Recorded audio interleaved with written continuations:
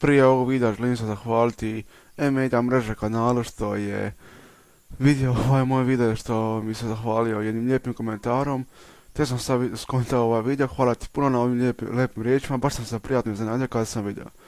Tako da nastavljamo s videom. Zombie apocalypse.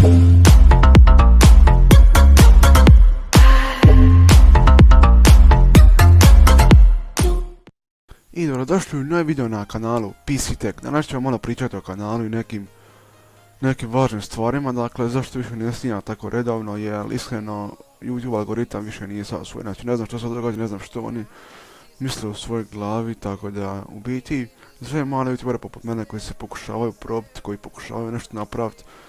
Čak sam našao sponzora, čak sam počeo nešto zarađivati, to jest ne puno jer nemam 4000 sati gledanja i još 1000 pretplatnika, ali vjerovatno će doći to kad tad, ali eto, nisam aktivan, prilike 2 tjedna nisam stajano video na YouTube. Zato što iskreno nemam volje, iskreno na YouTube je totalno uništen, ne znam kako, ne znam zbog čega, uglavnom briše pretplatnike, briše preglede, tako da ne samo mene, nego nekim youtuberima od 5k suba, kao naprimjer Boston Streamer i tako dalje.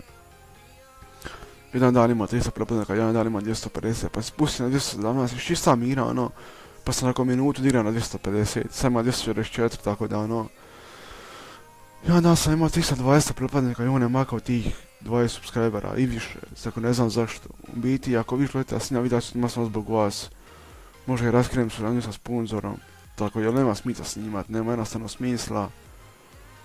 Kao što vidite, 38 prodana video, prije sam bio aktivniji.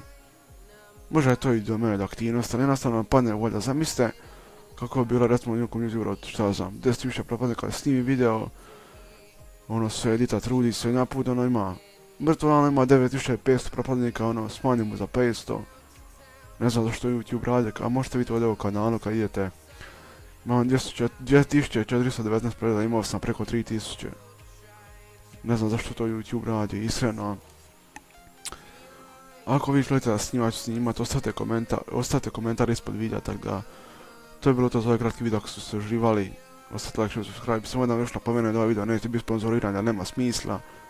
Neću staviti onu reklamu pre početka videa, neću raskinuti sa sponzorom, ali vidjet ćemo što će biti u budućnosti, tako da uživajte do sljedećeg videa, ako ga bude.